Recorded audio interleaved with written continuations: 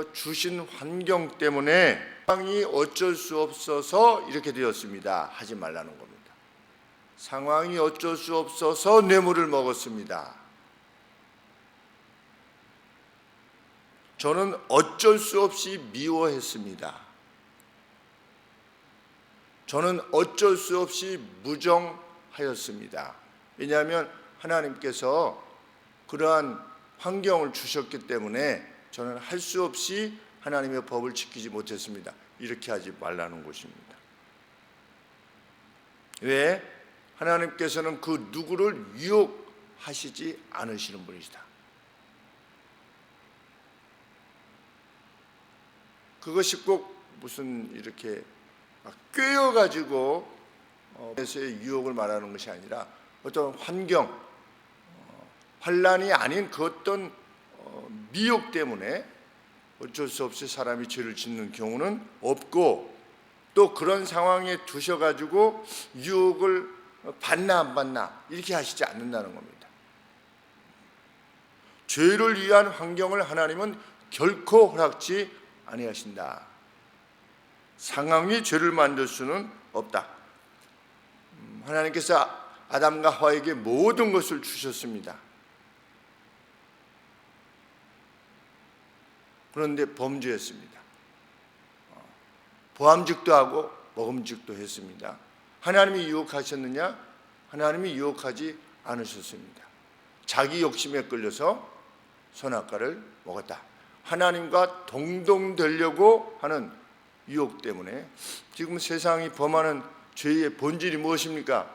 자기가 하나님의 자리에 설욕하는 겁니다. 사람들이 정의를 뭐 어떻게 한다 해가지고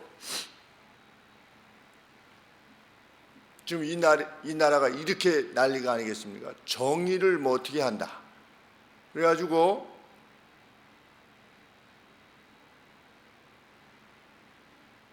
뭐 소위 말하는 진보든지 뭐 보수든지 서로를 아주 적대시합니다.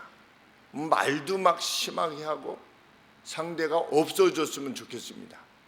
그런 식으로 말을 하려고 합니다. 그것도 다 뭐냐? 자기 욕심, 자기 패션에 이끌려서, 자기의 격정에 이끌려서 하나님이 원치 아니하시는 분노 가운데 있기를 좋아하는 겁니다. 저는 어쩔 수 없어서 상대가 너무 악해서 저도 악할 수밖에 없었습니다. 그렇게 할 수는 없다는 겁니다. 우리 하나님을 믿는 사람들.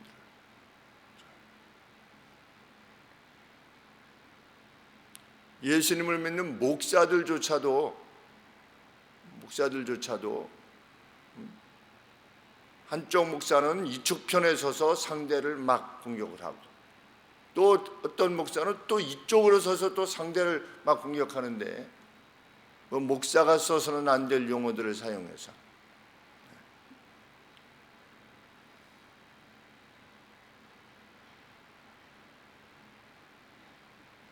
욕심 때문입니다.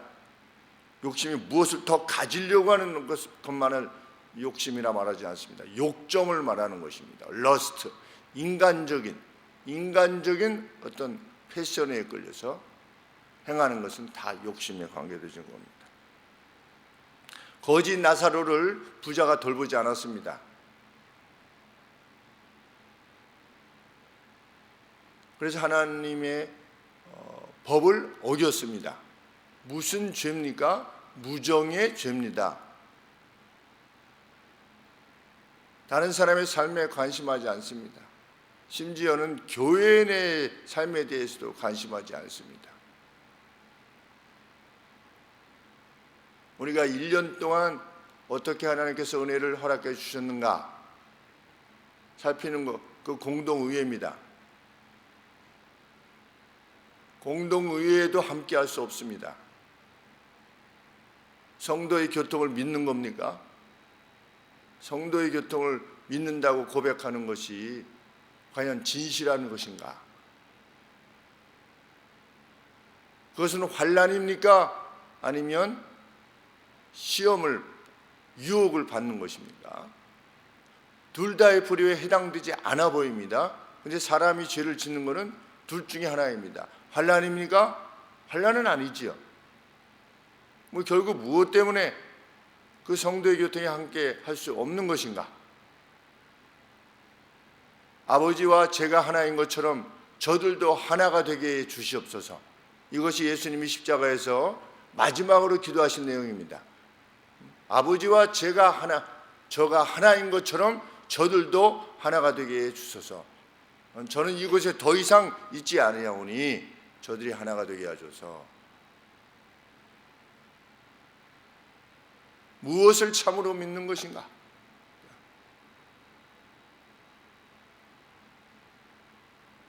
결국 그 어떤 유혹에 빠지는 것이지요. 부자는 어떤 유혹에 빠진 것입니까? 형제의 재난을 보면서도 그것에 같이 동참할 수 없는 그러한 유혹에 빠진 것입니다. 환난 아니면 유혹이니 자기 유혹에 빠지는 것입니다. 자기의 편안함, 자기와 관계없다라고 하는 생각, 그런 것들에 의해서 유혹에 빠지게 되는 것입니다. 자기의 편안함, 그 시간도 함께하지 못하는, 그 짧은 시간도 함께하지 못하는 그것이 과연 하나님께서 기뻐하시는 삶일 수 있으며 부자보다 더 나은 삶일 수 있는가? 지옥 같던 부자보다 더 나은 삶일 수 있는가? 예수님을 믿으면 천국 간다고 하지 않았는가? 예수님을 믿는 사람이 그럴 수 있는가? 너희의 의로움이 바리새인과 서기관들보다 더 낫지 아니하면 그때 더 나은 의는 뭐라고 그랬습니까? 그것은 사랑이라고 그랬습니다. 너희들이 아무리 뭘 해도 사랑하지 아니하면 아무것도 아니다. 사랑은 반드시 표현되도록 되어 있다. 우리가 자기 욕심에 이끌린다고 하는 것이 얼마나 심각한 것일 수 있는가에 대해서 생각해 보아야 되는 것입니다. 그 죄가 이루어졌을 때 아담에게는 죽음이 왔습니다. 별것 아닌 것이 아닌 것입니다.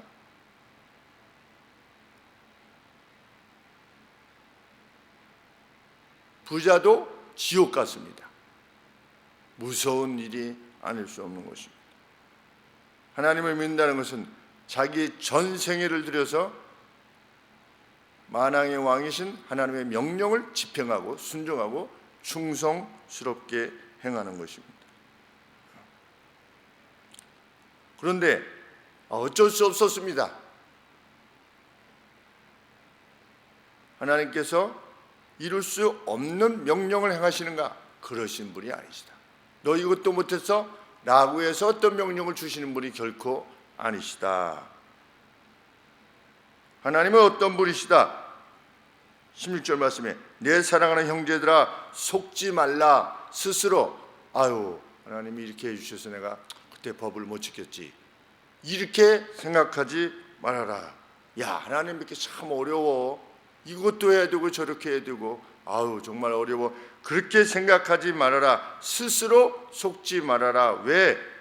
각양 좋은 은사와 온전한 선물이 다 위로부터 빛들의 아버지께로서 내려오나니 그는 변함도 없고 회전하는 그림자도 없으시기 때문이다. 어떤 차원에 있어서 우리를 복주시고자 하는 차원에 있어서 그림자도 움직임이 없으실 정도라는, 거기 가만히 계시는 것, 어떤 차원에 있어서 우리에게 좋은 은사, 각양 좋은 그 선물들을 주시려고 하는 차원에 있어서 전혀 흔들림이 없을 만큼, 그림자의 움직임도 없으실 만큼 그렇게 우리에게 복 주시려고 하시는 분이 우리에게 요청하는 것이 하나님의 명령이라는 겁니다. 그런데 그 명령들에 대해서 그냥 너무 힘들어. 안식년은 어떻게 해? 우리 7년째 그거 안 하면 우리 뭐 먹고 살아? 만약 예를 들면 저 빚 탕감해 주면 저 사람은 덜 버릇이 그렇게 돼. 그러니까 자꾸만 해주면 안 돼 라고 스스로 생각. 이거는 왜 이런 명령을 줬어? 이렇게 스스로 속지 말아라. 하나님께서 우리에게 명령하신 것은 우리의 복됨을 위해서 하늘에 가장 좋은 은사를 주시기 위해서 우리에게 명령하신 분이시다. 내 식물을 물 위에 던지라. 어떻게 물 위에 던져? 여러 날 후에 도로 찾으리라. 찾기는 뭘 찾아? 우리 양만석 집사님이 홍영민 집사님을 도우면서 가장 본인이 무서워하는 게 뭐냐면 이것이 잘못돼 가지고 다른 어떤 운동하는 사람들이 있대요. 아침에 운동하는 사람들이. 그 사람들이 그거 봐, 그거 뭐 쓸데없이 도와주다가 그렇게 같이 뭐 협력하다가 그거 둘 다 망했잖아. 이런 얘기를 듣는 것이 제일 무서워 하는 가운데 지금 하나님 옆에 기도하고 있다는 겁니다. 아니, 예수님을 믿지 않는 사람들이 그러면 뭐 그럴 수도 있어요. 근데 그 안에 예수님을 믿는 사람들이 말을 하는 겁니다. 믿는 사람들이. 그 너무 그렇게 남의 일에 이렇게 하지 말라고. 예수님 믿는 사람들이 예수님 믿는 사람이 남입니까? 부자에게는 거지 나사로가 남이지요. 그래서 조금도 도울 수 없었던 겁니다. 뭐냐? 자기 욕심 때문에 그렇습니다.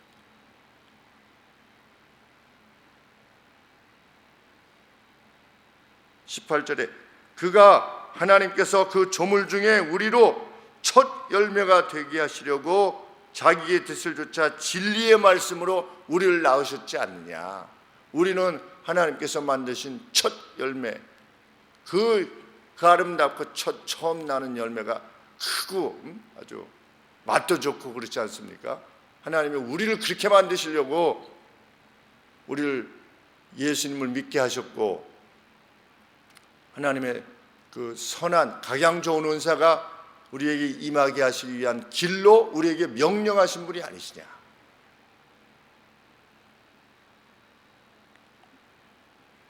하나님께서 명하시는 말은 생명과 기쁨을 위한 것이다라고 하는 사실에 대한 확신을 결코 잃어버리지 말아라.